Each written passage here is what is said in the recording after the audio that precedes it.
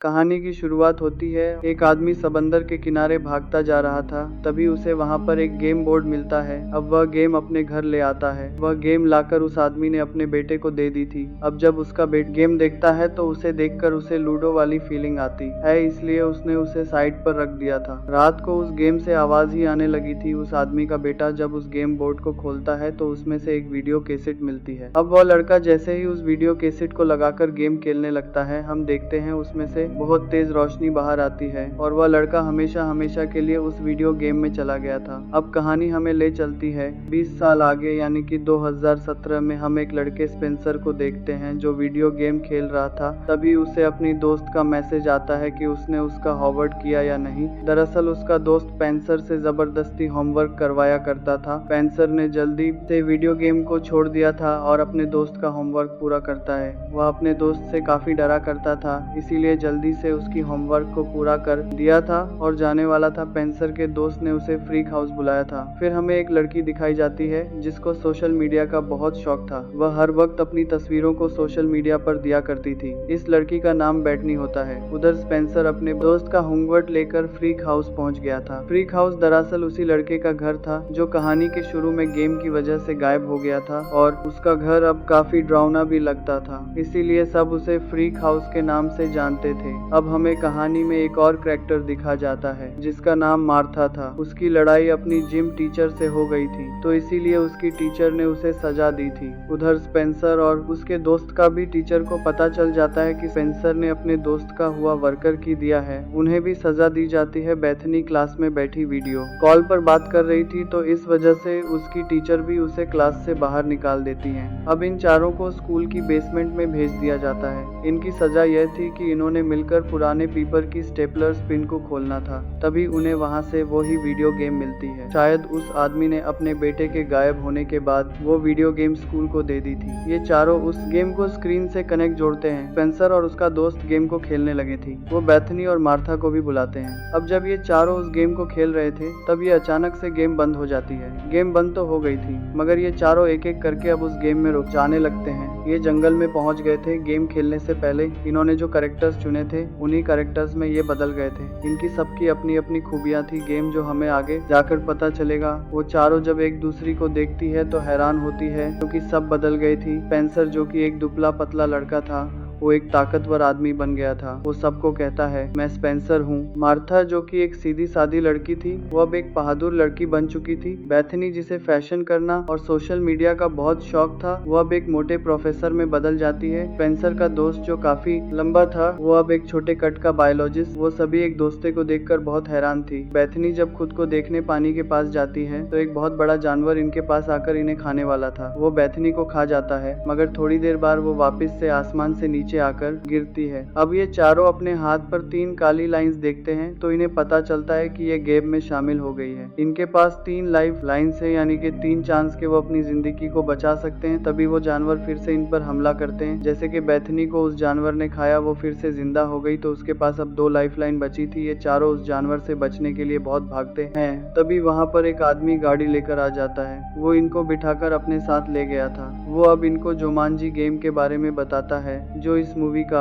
नाम भी है। वो इन चारों को वेलकम करता है इस जुमांजी गेम में और इनको अब गेम के बारे में बताता है। कहता है इस गेम में भी हर गेम की तरह एक विलन है, जिसने यहाँ जंगल में जैगुआर चीते की बनी हुई मूर्ति से हीरे को निकाला था, जिसके बाद सारा जंगल शापित हो गया और जंगल के सभी जानवर भी उसकी बात मानने लगे। उसने हीरे से सारी ताकतों को पा लिया था। अब वो आदमी हीरा स्पेंसर को देता है और कहता है कि इस हीरे को मैंने उस विलन से चुरा लिया, तो वे ये हीरा वापस से उसी जगह पर जाकर रखना होगा और गेम को खत्म करने से पहले जुमांजी कहना, तभी तुम इस गेम को खत्म कर पाओगे। और अब एक नक्शा देकर वहां से चला जाता है, जिसमें लिखा हुआ था आगे का रास्ता। ये नक्शे को देखते हैं तो वो खाली था। बेथनी कहती है क्या तुम लोग पागल हो, इसमें सब कुछ लिखा हुआ है। बेथनी का यहाँ पर हमें पता चलता है कि वो अब बहादुर होने के साथ साथ काफी अक्लमंद भी बन चुकी थी। वो नक्शे को पढ़ना जानती थी। वो बताती है इस नक्शे में एक हिस्सा गायब है। अभी हम पहाड़ों के दरमियान में हैं और बिल्कुल ठीक एक रास्ते पर चल रहे हैं। तभी स्पेंसर का हाथ अपने बाजू पर लगता है और एक स्क्रीन ओपन होती है जिस पर सभी की स्ट्रेंथ और वीकनेस, कमजोरियां और ताकतें लगी हुई थी। स्पेंसर के बारे में लिखा था कि वो काफी ताकतवर है और बहुत तेज भाग भी सकता है। उसकी कमजोरी कुछ भी नहीं थी। स्पेंसर का दोस्त जब अपने बारे में पता करता है तो उसे पता चलता है, बताता है कि मैं एक बायोलॉजिस्ट हूँ, मैं जानवरों से बात कर सकता हूँ, सभी जानवरों के बारे में भी जानता हूँ। और उसकी कमजोरी में था केक, कि अगर वो केक खाएगा तो मर जाएगा।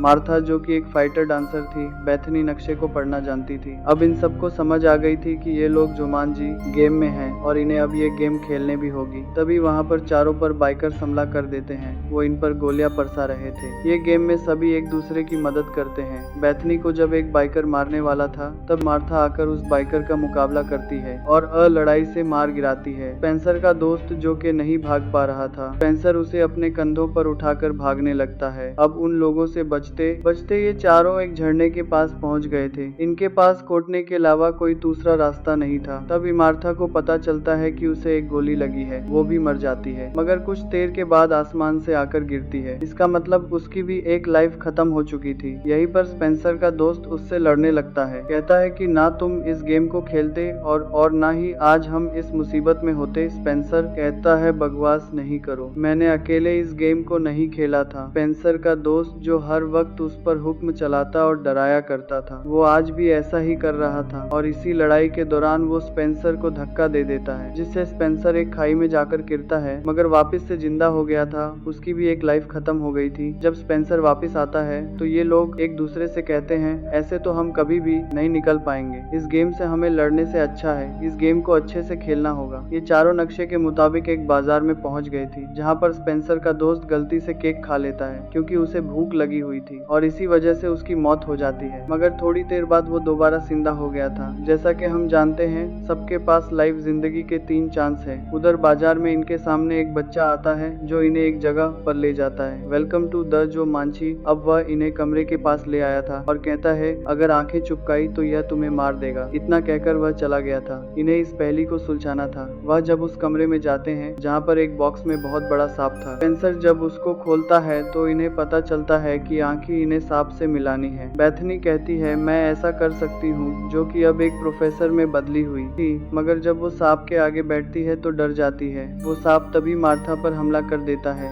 मगर स्पेंसर ने उस सांप के मुंह को पकड़ लिया था। ये उस बॉक्स से एक पेपर को निकालते हैं। उन्हें उस पेपर में छोटा सा हाथी मिलता है। उसमें साथ ही यह भी लिखा हुआ था कि जैसे ही तुम हाथी को देखना तो चलना शुरू कर दो, मगर यह सब सोचते हैं कि इनके नक्शे का यह आधा हिस्सा नहीं हो सका। तभी यहाँ पर गेम के विलन के आदमी आ जाते हैं जो इन पर हमला करते हैं। अब तो वो पुचपीन के सामने आ गया था और स्पेंसर से कहता है मेरा हीरा मुझे वापस कर दो, मगर तब यहाँ पर एक लड़का बचाकर इन्हें ले गया था, जो कोई और नहीं बल्कि वही लड़का था जो कहानी के शुरू में गेम में चिल्ला गया था, जो 20 साल पहले गुम हुआ था। इसका नाम एक्स होता है। वह विलन के लोगों के सामने धुआं कर इन्हें बचाकर इन गार में ले आया था। अब जब यह उसका के अंदर जाती है तो वहाँ पर इन्हें बहुत कुछ देखने को मिलता है। पहले इनके सामने सफेद रंग की ब्लेड आती है, फिर एक पानी की खाई जिसके अंदर बहुत बड़े बड़े मगरमच्छ थे। वह किसी न किसी तरह वहाँ से बाहर आ गए थे। अब एलेक्स इनको अपने बारे में बताता है कि मैं आज से 20 साल पहले इस गेम में फंसा था और अब तक नहीं निकल पाया। उधर विलन बहुत गुस्से में था क्योंकि उसे अपना हीरा अभी तक नहीं मिला था। इधर एलेक्स इन चारों को अपने घर ले आया था और बताता है कि मैं 20 साल से इधर ही रह रहा हूँ। मेरे पास सिर्फ अब एक लाइफलाइन बची है। मैं अपने जिंदगी को खतरे में नहीं डाल सकता। अब इनको यहाँ पर यह बात समझ आती है कि जिस नक्शे के आधे हिस्से को ये लोग ढूंढ रहे थे वो कोई और नहीं बल्कि ये लड़का एलेक्स ही है। इसी को इन्होंने गेम में ढूंढना था। ये सभी बहुत खुश थे। इन्होंने एलेक्स को ढूंढ लिया था। वो बताता है अब हमारी गेम का अगला लेवल एक ट्रांसपोर्टेशन शेड है।